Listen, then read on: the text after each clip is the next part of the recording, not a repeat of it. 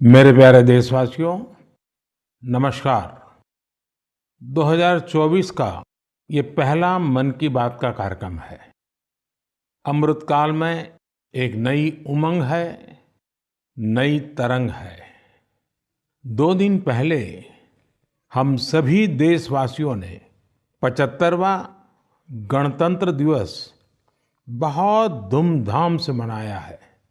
इस साल हमारे संविधान के भी 75 वर्ष हो रहे हैं और सुप्रीम कोर्ट के भी 75 वर्ष हो रहे हैं। हमारे लोकतंत्र के ये पर्व मदर ऑफ डेमोक्रेसी के रूप में भारत को और सशक्त बनाते हैं। भारत का संविधान इतने गहन मंथन के बाद बना है कि उसे जीवंत दस्तावेज कहा जाता है। इसी संविधान की मूल प्रति के तीसरे अध्याय में भारत के नागरिकों के मूलभूत अधिकारों का वर्णन किया गया है। और ये बहुत दिलचस्प है कि तीसरे अध्याय के प्रारंभ में हमारे संविधान निर्माताओं ने भगवान राम, माता सीता और लक्ष्मण जी के चित्रों को स्थान दिया था। प्रभु राम का शासन हमारे संविधान निर्माताओं के लिए भी प्रेरणा का स्रोत था और इसलिए 22 जनवरी को अयोध्या में मैंने देव से देश की बात की थी, राम से राष्ट्र की बात की थी। साथियों, अयोध्या में प्राण प्रतिष्ठा के अवसर ने देश के करोड़ों लोगों को मानो एक सूत्र में बांध दिया है। सबकी भावना एक, सबकी भक्ति एक, सबकी बातों में राम, सबके हृदय में राम। देश के अनेकों लोगों ने इस दौरान राम भजन गाकर उन्हें श्री राम के चरणों में समर्पित किया। 22 जनवरी की शाम को पूरे देश ने राम ज्योति जलाई, दिवाली मनाई। इस दौरान देश ने सामूहिकता की शक्ति देखी, जो विकसित भारत के हमारे संकल्पों का भी बहुत बड़ा आधार है। मैंने देश के लोगों से आग्रह किया था कि मकर संक्रांति से 22 जनवरी तक स्वच्छता का अभियान चलाया जाए। मुझे अच्छा लगा कि लाखों लोगों ने श्रद्धाभाव से जुड़कर अपने क्षेत्र के धार्मिक स्थलों की साफ सफाई की। मुझे कितने ही लोगों ने इससे जुड़ी तस्वीरें भेजी हैं, वीडियो भेजे हैं। ये भावना रुकनी नहीं चाहिए, ये अभियान रुकना नहीं चाहिए। सामूहिकता की यही शक्ति हमारे देश को सफलता की नई ऊंचाई पर पहुंचाएगी। मेरे प्यारे देशवासियों, इस बार 26 जनवरी की परेड बहुत ही अद्भुत रही, लेकिन सबसे ज्यादा चर्चा परेड में विमेन पावर को देखकर हुई। जब कर्तव्य पथ पर केंद्रीय सुरक्षा बलों और दिल्ली पुलिस की महिला टुकड़ियों ने कदमताल शुरू किया तो सभी गर्व से भर उठे। महिला बैंड का मार्च देखकर, उनका जबरदस्त तालमेल देखकर देश विदेश में लोग झूम उठे। इस बार परेड में मार्च करने वाले 20 दस्तों में से 11 दस्ते महिलाओं के ही थे। हमने देखा कि जो झांकी निकली उसमें भी सभी महिला कलाकार ही थी।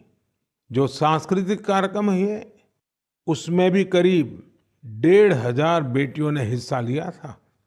कई महिला कलाकार शंख, नादस्वरम और नागदा जैसे भारतीय संगीत वाद्य यंत्र बजा रही थी।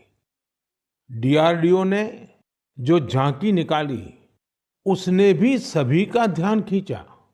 उसमें दिखाया गया कि कैसे नारी शक्ति जल, थल, नभ, साइबर और स्पेस हर क्षेत्र में देश की सुरक्षा कर रही है। 21वीं सदी का भारत ऐसे ही विमेन लेड डेवलपमेंट के मंत्र के साथ आगे बढ़ रहा है। साथियों, आपने कुछ दिन पहले ही अर्जुन अवार्ड समारोह को भी देखा होगा। इसमें राष्ट्रपति भवन में देश के कई होनहार खिलाड़ियों और एथलीटों को सम्मानित किया गया है। यहाँ भी जिस एक बात ने लोगों का खूब ध्यान खींचा, वो थी अर्जुन पुरस्कार पाने वाली बेटियां और उनकी लाइफ जर्नीज। इस बार 13 विमेन एथलीट्स को अर्जुन अवार्ड से सम्मानित किया गया है। इन विमेन एथलीट्स ने अनेकों बड़े टूर्नामेंटों में हिस्सा लिया और भारत का परचम लहराया। शारीरिक चुनौतियां, आर्थिक चुनौतियां इन साहसी और टैलेंटेड खिलाड़ियों के आगे टिक नहीं पाई। बदलते हुए भारत में हर क्षेत्र में हमारी बेटियां, देश की महिलाएं कमाल करके दिखा रही है। एक और क्षेत्र है जहां महिलाओं ने अपना परचम लहराया है, वो है सेल्फ हेल्प ग्रुप। आज विमेन सेल्फ हेल्प ग्रुप्स की देश में संख्या भी बढ़ी है और उनके काम करने के दायरे का भी बहुत विस्तार हुआ है। वो दिन दूर नहीं जब आपको गांव-गांव में, खेतों में नमो ड्रोन दीदियां ड्रोन के माध्यम से खेती में मदद करती हुई दिखाई देगी। मुझे यूपी के बहराइच में स्थानीय चीजों के उपयोग से बायो फर्टिलाइजर और बायो पेस्टिसाइड तैयार करने वाली महिलाओं के बारे में पता चला। सेल्फ हेल्प ग्रुप से जुड़ी निबिया बेगमपुर गांव की महिलाएं गाय के गोबर, नीम की पत्तियां और कई तरह के औषधीय पौधों को मिलाकर बायो फर्टिलाइजर तैयार करती हैं। इसी तरह ये महिलाएं अदरक, लहसुन, प्याज और मिर्च का पेस्ट बनाकर ऑर्गेनिक पेस्टिसाइड भी तैयार करती हैं। इन महिलाओं ने मिलकर उन्नति जैविक इकाई नाम का एक संगठन बनाया है। ये संगठन बायो प्रोडक्ट्स को तैयार करने में इन महिलाओं की मदद करता है। इनके द्वारा बनाए गए बायो फर्टिलाइजर और बायो पेस्टिसाइड्स की मांग भी लगातार बढ़ रही है। आज आसपास के गांवों के 6000 से ज्यादा किसान इनसे बायो प्रोडक्ट खरीद रहे हैं। इससे सेल्फ हेल्प ग्रुप से जुड़ी इन महिलाओं की आय बढ़ी है और उनकी आर्थिक स्थिति भी बेहतर हुई है। मेरे प्यारे देशवासियों, मन की बात में हम ऐसे देशवासियों के प्रयासों को सामने लाते हैं जो निस्वार्थ भावना के साथ समाज को, देश को सशक्त करने का काम कर रहे हैं। ऐसे में 3 दिन पहले जब देश ने पद्म पुरस्कारों का ऐलान किया है, तो मन की बात में ऐसे लोगों की चर्चा स्वाभाविक है। इस बार भी ऐसे अनेकों देशवासियों को पद्म सम्मान दिया गया है, जिन्होंने जमीन से जुड़कर समाज में बड़े-बड़े बदलाव लाने का काम किया है। इन इंस्पायरिंग लोगों की जीवन यात्रा के बारे में जानने को लेकर देश भर में बहुत उत्सुकता दिखी है। मीडिया की हेडलाइन से दूर, अखबारों के फ्रंट पेज से दूर, ये लोग बिना किसी लाइमलाइट के समाज सेवा में जुटे थे। हमें इन लोगों के बारे में पहले शायद ही कुछ देखने सुनने को मिला है, लेकिन अब मुझे खुशी है कि पद्म सम्मान घोषित होने के बाद ऐसे लोगों की हर तरफ चर्चा हो रही है। लोग उनके बारे में ज्यादा से ज्यादा जानने के लिए उत्सुक है। पद्म पुरस्कार पाने वाले ये अधिकतर लोग अपने अपने क्षेत्र में काफी अनूठे काम कर रहे हैं। जैसे कोई एम्बुलेंस सर्विस मुहैया करवा रहा है, तो कोई बेसहारों के लिए सिर पर छत का इंतजाम कर रहा है। कुछ ऐसे भी हैं जो हजारों पेड़ लगाकर प्रकृति संरक्षण के प्रयासों में जुटे हैं। एक ऐसे भी हैं जिन्होंने चावल की 650 से अधिक किस्मों के संरक्षण का काम किया है। एक ऐसे भी हैं जो ड्रग्स और शराब की लत की रोकथाम के लिए समाज में जागरूकता फैला रहे हैं। कई लोग तो सेल्फ हेल्प ग्रुप, विशेषकर नारी शक्ति के अभियान से लोगों को जोड़ने में जुटे हैं। देशवासियों में इस बात को लेकर भी बहुत प्रसन्नता है कि सम्मान पाने वालों में 30 महिलाएं हैं। ये महिलाएं जमीनी स्तर पर अपने कार्यों से समाज और देश को आगे ले जा रही हैं। साथियों, पद्म सम्मान पाने वालों में हर किसी का योगदान देशवासियों को प्रेरित करने वाला है। इस बार सम्मान पाने वालों में बड़ी संख्या उन लोगों की है जो शास्त्रीय नृत्य, शास्त्रीय संगीत, लोक नृत्य, थिएटर और भजन की दुनिया में देश का नाम रोशन कर रहे हैं। प्राकृत, मालवी और लंबाड़ी भाषा में बहुत ही शानदार काम करने वालों को भी ये सम्मान दिया गया है। विदेश के भी कई लोगों को पद्म पुरस्कार से सम्मानित किया गया है, जिनके कार्यों से भारतीय संस्कृति और विरासत को नई ऊंचाई मिल रही है। इनमें फ्रांस, ताइवान, मेक्सिको और बांग्लादेश के नागरिक भी शामिल है। साथियों, मुझे इस बात की बहुत खुशी है कि पिछले एक दशक में पद्म सम्मान का सिस्टम पूरी तरह से बदल चुका है। अब ये पीपल्स पद्मा बन चुका है। पद्म सम्मान देने की व्यवस्था में कई बदलाव भी हुए हैं। अब इसमें लोगों के पास खुद को भी नॉमिनेट करने का मौका रहता है। यही वजह है कि इस बार 2014 की तुलना में 28 गुना ज्यादा नॉमिनेशंस प्राप्त हुए हैं।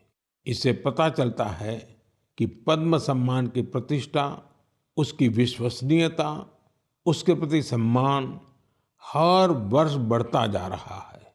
मैं पद्म सम्मान पाने वाले सभी लोगों को फिर अपनी शुभकामनाएं देता हूं। मेरे प्यारे देशवासियों, कहते हैं हर जीवन का एक लक्ष्य होता है। हर कोई एक लक्ष्य को पूरा करने के लिए ही जन्म लेता है। इसके लिए लोग पूरी निष्ठा से अपने कर्तव्यों का पालन करते हैं। हमने देखा है कि कोई समाज सेवा के माध्यम से, कोई सेना में भर्ती होकर, कोई अगली पीढ़ी को पढ़ाकर अपने कर्तव्यों का पालन करता है। लेकिन साथियों, हमारे बीच ही कुछ लोग ऐसे भी होते हैं जो जीवन के अंत के बाद भी समाज जीवन के प्रति अपने दायित्वों को निभाते हैं, और इसके लिए उनका माध्यम होता है अंगदान। हाल के वर्षों में देश में 1000 से अधिक लोग ऐसे रहे हैं जिन्होंने अपनी मृत्यु के बाद अपने अंगों का दान कर दिया। ये निर्णय आसान नहीं होता, लेकिन ये निर्णय कई जिंदगियों को बचाने वाला होता है। मैं उन परिवारों की भी सराहना करूंगा जिन्होंने अपने करीबियों की आखिरी इच्छा का सम्मान किया। आज देश में बहुत से संगठन भी इस दिशा में बहुत प्रेरक प्रयास कर रहे हैं। कुछ संगठन लोगों को अंगदान के लिए जागरूक कर रहे हैं। कुछ संस्थाएं अंगदान करने के इच्छुक लोगों का रजिस्ट्रेशन कराने में मदद कर रही हैं। ऐसे प्रयासों से देश में ऑर्गन डोनेशन के प्रति सकारात्मक माहौल बन रहा है और लोगों की जिंदगियां भी बच रही है। मेरे प्यारे देशवासियों, अब मैं आपसे भारत की एक ऐसी उपलब्धि साझा कर रहा हूं जिससे मरीजों का जीवन आसान बनेगा, उनकी परेशानी कुछ कम होगी। आप में से कई लोग होंगे जिन्हें इलाज के लिए आयुर्वेद, सिद्ध या यूनानी की चिकित्सा पद्धति से मदद मिलती है, लेकिन इनके मरीजों को तब समस्या होती है जब वो इसी पद्धति के किसी दूसरे डॉक्टर के पास जाते हैं। इन चिकित्सा पद्धतियों में बीमारी के नाम, इलाज और दवाइयों के लिए एक जैसी भाषा का इस्तेमाल नहीं होता है। हर चिकित्सक अपने तरीके से बीमारी का नाम और इलाज के तौर तरीके लिखता है। इससे दूसरे चिकित्सक के लिए समझ पाना कई बार बहुत मुश्किल हो जाता है।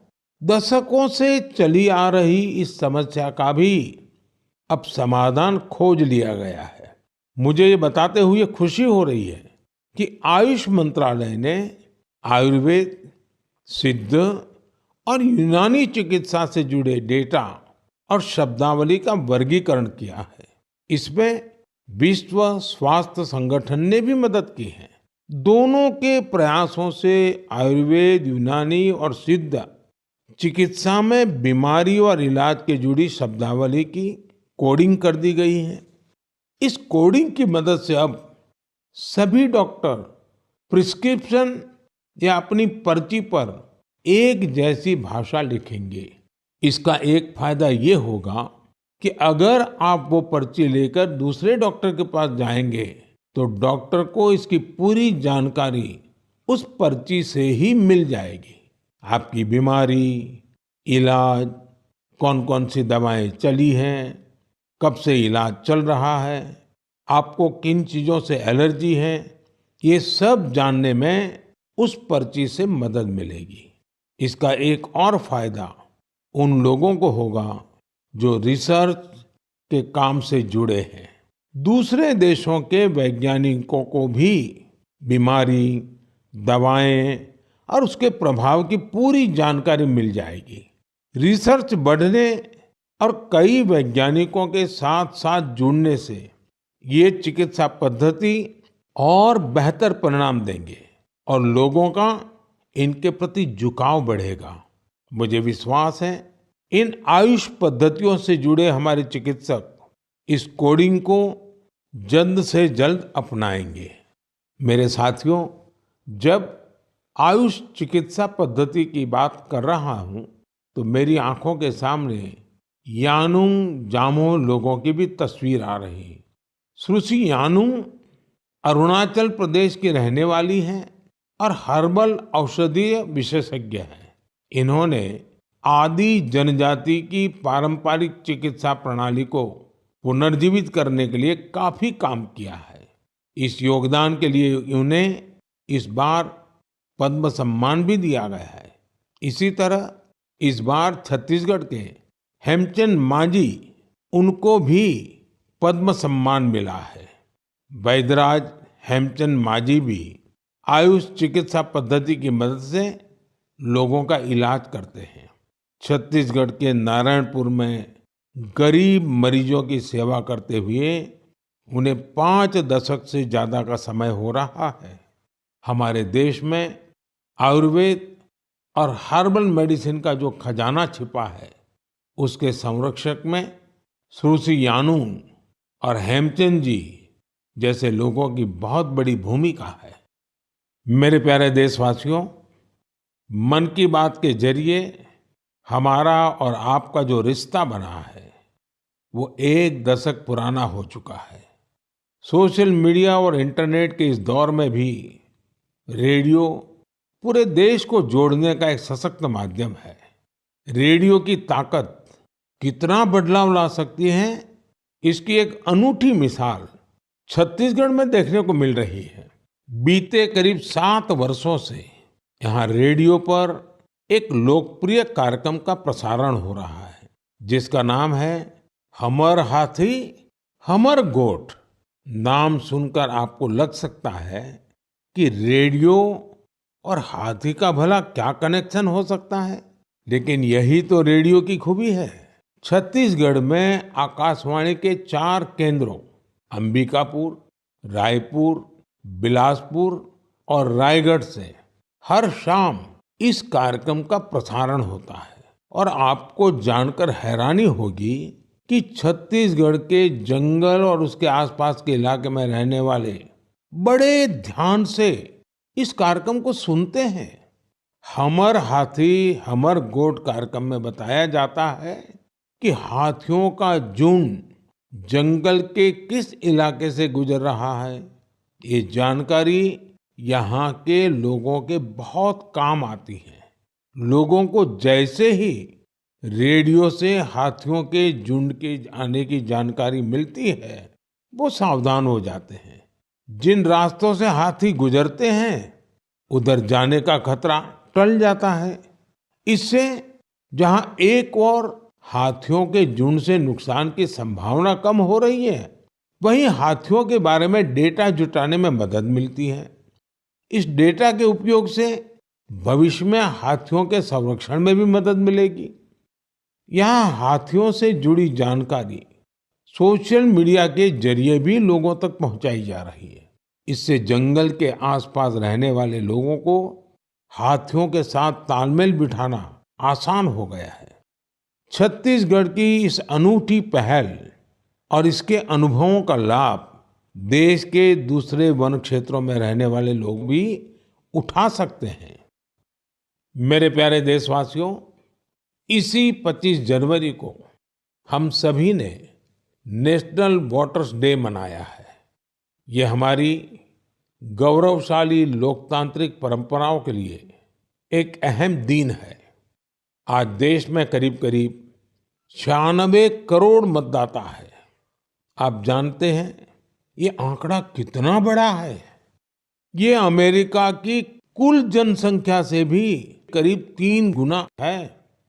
ये पूरे यूरोप की कुल जनसंख्या से भी करीब 1.5 गुना है। अगर मतदान केंद्रों की बात करें तो देश में आज उनकी संख्या करीब 10.5 लाख है। भारत का हर नागरिक अपने लोकतांत्रिक अधिकार का इस्तेमाल कर पाए, इसके लिए हमारा चुनाव आयोग ऐसे स्थानों पर भी पोलिंग बूथ बनवाता है जहां सिर्फ एक वोटर हो। मैं चुनाव आयोग की सराहना करना चाहूंगा, जिसने देश में लोकतांत्रिक मूल्यों को मजबूत करने के लिए निरंतर प्रयास किए हैं। साथियों, आज देश के लिए उत्साह की बात ये भी है कि दुनिया के अनेक देशों में जहां वोटिंग परसेंट कम हो रहा है, भारत में मतदान का प्रतिशत बढ़ता जा रहा है। 1951-52 में जब देश में पहली बार चुनाव हुए थे, तो लगभग 45% वोटर्स ने ही वोट डाले थे। आज ये आंकड़ा काफी बढ़ चुका है। देश में न सिर्फ वोटरों की संख्या में वृद्धि हुई है, बल्कि टर्नआउट भी बढ़ा है। हमारे युवा वोटरों को रजिस्ट्रेशन के लिए ज्यादा मौके मिल सके, इसके लिए सरकार ने कानून में भी परिवर्तन किया है। मुझे ये देखकर भी अच्छा लगता है कि वोटर्स के बीच जागरूकता बढ़ाने के लिए सामुदायिक स्तर पर भी कई प्रयास हो रहे हैं।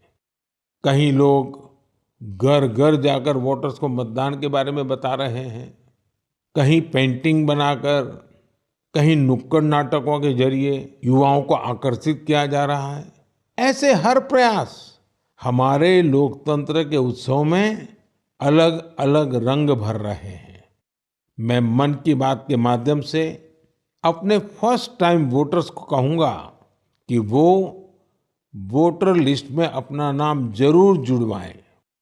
नेशनल वोटर सर्विस पोर्टल और वोटर हेल्पलाइन ऐप के जरिए वो इसे आसानी से ऑनलाइन पूरा कर सकते हैं। आप ये हमेशा याद रखें कि आपका एक वोट देश का भाग्य बदल सकता है, देश का भाग्य बना सकता है। मेरे प्यारे देशवासियों, आज 28 जनवरी को भारत की 2 ऐसी महान विभूतियों की जन्म जयंती भी होती है, जिन्होंने अलग अलग कालखंड में देशभक्ति की मिसाल कायम की है। आज देश पंजाब केसरी लाला लाजपत राय जी को श्रद्धांजलि दे रहा है। लाला जी स्वतंत्रता संग्राम के एक ऐसे सेनानी रहे जिन्होंने विदेशी शासन से मुक्ति दिलाने के लिए अपने प्राणों की आहुति दे दी। लाला जी के व्यक्तित्व को सिर्फ आजादी की लड़ाई तक सीमित नहीं किया जा सकता। वो बहुत दूरदर्शी थे। उन्होंने पंजाब नेशनल बैंक और कई अन्य संस्थाओं के निर्माण में अहम भूमिका निभाई थी। उनका उद्देश्य सिर्फ विदेशियों को देश से बाहर निकालना ही नहीं, बल्कि देश को आर्थिक मजबूती देने का विजन भी उनके चिंतन का अहम हिस्सा था। उनके विचारों और उनके बलिदान ने भगत सिंह को बहुत प्रभावित किया था। आज फील्ड मार्शल के.एम. करियप्पा जी को भी श्रद्धापूर्वक नमन करने का दिन है। उन्होंने इतिहास के महत्वपूर्ण दौर में हमारी सेना का नेतृत्व कर साहस और शौर्य की मिसाल कायम की थी। हमारी सेना को शक्तिशाली बनाने में उनका महत्वपूर्ण योगदान है। मेरे प्यारे देशवासियों, आज खेलों की दुनिया में भी भारत नित नई ऊंचाइयों को छू रहा है। स्पोर्ट्स की दुनिया में आगे बढ़ने के लिए जरूरी है कि खिलाड़ियों को ज्यादा से ज्यादा खेलने का मौका मिले और देश में भली भांति के स्पोर्ट्स टूर्नामेंट भी आयोजित हो। इसी सोच के साथ आज भारत में नए नए स्पोर्ट्स टूर्नामेंट्स आयोजित किए जा रहे हैं। कुछ दिन पहले ही चेन्नई में खेलो इंडिया यूथ गेम्स का उद्घाटन किया। इसमें देश के 5,000 से ज्यादा एथलीट्स हिस्सा ले रहे हैं। मुझे खुशी है कि आज भारत में लगातार ऐसे नए प्लेटफॉर्म तैयार हो रहे हैं जिनमें खिलाड़ियों को अपना सामर्थ्य दिखाने का मौका मिल रहा है। ऐसा ही एक प्लेटफॉर्म बना है बीच गेम्स का, जो दीव के अंदर उसका आयोजन हुआ था। आप जानते ही हो, दीव केंद्र शासित प्रदेश है, सोमनाथ के बिल्कुल पास है। इस साल की शुरुआत में ही दीव में इन बीच गेम्स का आयोजन किया गया। ये भारत का पहला मल्टी स्पोर्ट्स बीच गेम्स था। इनमें tug of war, sea swimming, pencak silat, Mallakhamb, beach volleyball, beach kabaddi, beach soccer और बीच बॉक्सिंग जैसे कंपटीशन हुए। इनमें हर प्रतियोगी को अपनी प्रतिभा दिखाने का भरपूर मौका मिला और आपको जानकर हैरानी होगी कि इस टूर्नामेंट में ऐसे राज्यों से भी बहुत से खिलाड़ी आए जिनका दूर दूर तक समुंदर से कोई नाता नहीं है। इस टूर्नामेंट में सबसे ज्यादा मेडल भी मध्य प्रदेश ने जीते, जहां कोई सी बीच नहीं है। खेलों के प्रति यही टेम्परामेंट किसी भी देश को स्पोर्ट्स की दुनिया का सरताज बनाता है। मेरे प्यारे देशवासियों, मन की बात में इस बार मेरे साथ इतना ही। फरवरी में आपसे फिर एक बार बात होगी। देश के लोगों के सामूहिक प्रयासों से, व्यक्तिगत प्रयासों से कैसे देश आगे बढ़ रहा है, इसी पर हमारा फोकस होगा। साथियों, कल 29 तारीख को सुबह 11 बजे हम परीक्षा पे चर्चा भी करेंगे। परीक्षा पे चर्चा का ये 7वां संस्करण होगा। ये एक ऐसा कार्यक्रम है जिसका मैं हमेशा इंतजार करता हूँ। इससे मुझे स्टूडेंट्स के साथ बातचीत करने का मौका मिलता है और मैं उनके परीक्षा संबंधी तनाव को कम करने का भी प्रयास करता हूँ। पिछले 7 वर्षों में परीक्षा पे चर्चा शिक्षा और परीक्षा से संबंधित कई मुद्दों पर बातचीत करने का एक बहुत अच्छा माध्यम बनकर उभरा है। मुझे खुशी है कि इस बार 2.25 करोड़ से अधिक विद्यार्थियों ने इसके लिए रजिस्ट्रेशन कराया है और अपने इनपुट भी दिए हैं। मैं आपको बता दूं कि जब हमने पहली बार 2018 में ये कार्यक्रम शुरू किया था तो यह संख्या केवल 22,000 थी। स्टूडेंट्स को प्रेरित करने के लिए और परीक्षा के तनाव के बारे में जागरूकता फैलाने के लिए बहुत से अभिनव प्रयास भी किए गए हैं। मैं आप सभी से, विशेषकर युवाओं से, विद्यार्थियों से आग्रह करूंगा कि वे कल रिकॉर्ड संख्या में शामिल हो। मुझे भी आपसे बात करके बहुत अच्छा लगेगा। इन्हीं शब्दों के साथ मैं मन की बात के इस एपिसोड में आपसे विदा लेता हूं।